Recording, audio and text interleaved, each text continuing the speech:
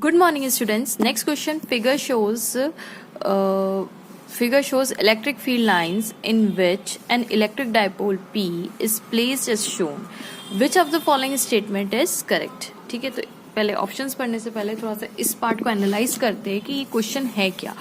आप लोगों ने जनरली क्या देखा होगा, ऐसे देखते हैं हम लोग. हमारी जनरली देखने की आदत यही है. देखिए, इलेक्ट्रिक फील्ड ऐसे होती है हमारी, और ये यूनिफॉर्म है. हाँ, थोड़ा सा फिगर में लग नहीं रहा होगा, बट ये यूनिफॉर्म है. यूनिफॉर्म इलेक्ट्रिक फील्ड का मतलब क्या होता है कि जो चार्ज है आपका, जितना फोर्स उस चार्ज को यहां लग रहा है, इस ए पॉइंट पे जो फोर्स उसको लग रहा है, उतना ही फोर्स बी पॉइंट पे भी लग रहा है. सिंपल.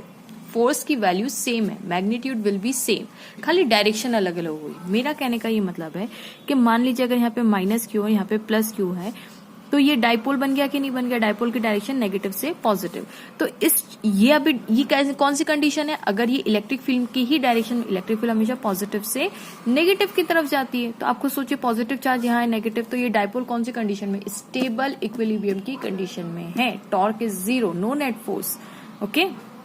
अब आप कहेंगे मैम क्यों नेट फोर्स जीरो. तो देखिए, इस चार्ज पार्टिकल पे जो फोर्स लगेगा वो कुछ इस डायरेक्शन में लगेगा कि नहीं लगेगा, इस डायरेक्शन में. F is equal to Q into E, पर प्लस का क्यू ई आएगा क्योंकि इधर आ रहा है ना. फोर्स की डायरेक्शन और इलेक्ट्रिक फील्ड की डायरेक्शन सेम होगी, लेकिन इस पे जो फोर्स आएगा वो स्टूडेंट्स इस डायरेक्शन में आएगा. क्यों? क्योंकि चार्ज इज नेगेटिव है ना.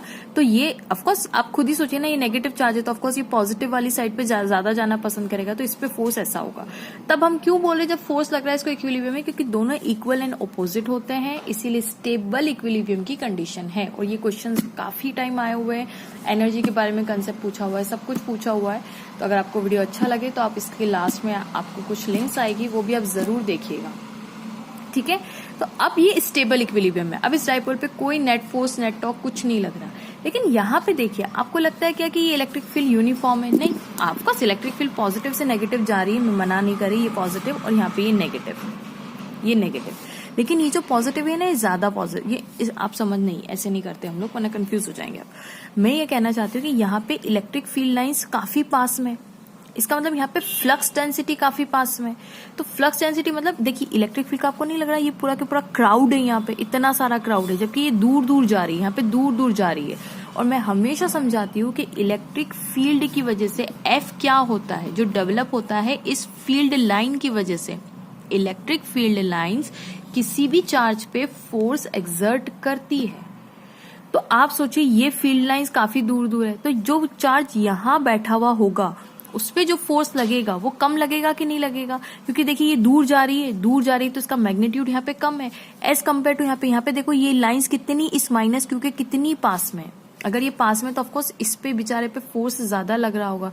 अब आप कहेंगे, आप ये नहीं कह सकते हम कि माइनस क्यू ऐसा प्लस क्यू सेम ऐसे ही अरेंज है तो इस पे भी नेट फोर्स जीरो हो जाएगा. नहीं, नेट फोर्स जीरो तब होगा जब इक्वल एंड ऑपोजिट मैग्नीट्यूड है, इसीलिए जीरो था वहां पे. अब यहाँ पे देखिए, यहाँ पे फोर्स लग रहा है, नो डाउट. फोर्स कहाँ लग रहा है? इसी डायरेक्शन में लग रहा है, क्योंकि इलेक्ट्रिक फील्ड तो पॉजिटिव से नेगेटिव की तरफ जाती है. तो इस पे जो चार्ज लग रहा है वो F is equal to Q E लग रहा है. इसको मैं F1 नाम दे देती हूँ. ठीक है. अब क्या आप यहाँ पे भी मुझे यही कहेंगे कि मैम माइनस क्यू इंटू ई? क्यों? क्योंकि यहाँ पे इलेक्ट्रिक फील्ड की वैल्यू, ये जो इलेक्ट्रिक फील्ड फ्लक्स लाइंस है ये दूर दूर है, तो यहाँ पे जो ई है वो कांस्टेंट नहीं है. It is a non uniform electric field. ये यूनिफॉर्म इलेक्ट्रिक फील्ड लाइन थी. अब इसकी स्पेशलिटी क्या है नॉन यूनिफॉर्म की, कि चार्ज का यहाँ पे कुछ और फोर्स लगेगा, यहाँ पे कुछ और फोर्स लगेगा, तो फोर्स वेरी कर रहा है. अब यहाँ पे जो फोर्स लग रहा है ना, इसको यहाँ पे F, इसको F2 नाम दे देती हूँ. माइनस क्यू, चार्ज तो इक्वल एंड ऑपोजिट है, नो डाउट, बट यहाँ पे E जो है ना, वो ये वाला E नहीं, इसको आप E1 नाम E2 नाम दे दीजिए, और इसको E1 नाम दे दीजिए. क्योंकि इलेक्ट्रिक फील्ड लाइंस, ये जो इलेक्ट्रिक फील्ड लाइंस है, ये वक्त, ये पोजिशन के साथ वेरी कर रही है. इस पोजीशन पे देखिए कितनी नजदीक है, और इस पोजीशन पे देखिए कितनी दूर दूर है. तो यहाँ पे दूर है, तो अगर ये बदलेगी तो ऑफकोर्स फोर्स भी बदलना चाहिए.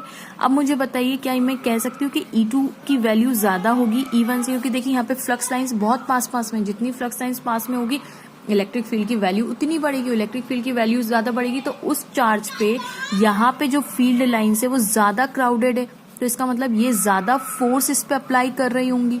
तो फोर्स यानी इस बेचारे पे ज्यादा लग रहा होगा एज कम्पेयर टू दिस, क्योंकि E2 is greater than E1. तो हम कह सकते हैं कि force F2 is greater than F1.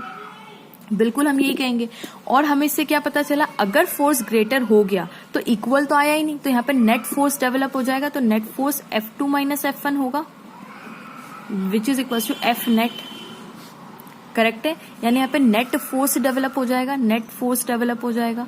अब ये नेट फोर्स जो होगा वो इस डायरेक्शन में होगा, क्योंकि F2 ग्रेटर है, ये ग्रेटर है, ये ज्यादा है और ये लेस है, तो नेट फोर्स की डायरेक्शन कौन सी होगी, जो ज्यादा की डायरेक्शन होगी। मतलब नेट फोर्स की डायरेक्शन कहाँ होगी, इस साइड। ये F2 किस साइड पे, इस साइड पे ना, दिस इज द F2। देखिए ये F2 है, ये F2 है, ये F1 है, तो ये F1 की डायरेक्शन है। तो F1 की डायरेक्शन अगर ये लेफ्ट है, दिस इज द लेफ्ट, तो ये क्या होगा, ये राइट होगा कि नहीं होगा, RIGHT राइट। तो हम क्या कहेंगे, net force will be towards left. अब ऑप्शंस पढ़ते हैं। The dipole will not experience any force, बिल्कुल गलत बात है, डाइपोल तो नेट फोर्स एक्सपीरियंस करेगा, अभी हमने डिस्कस किया।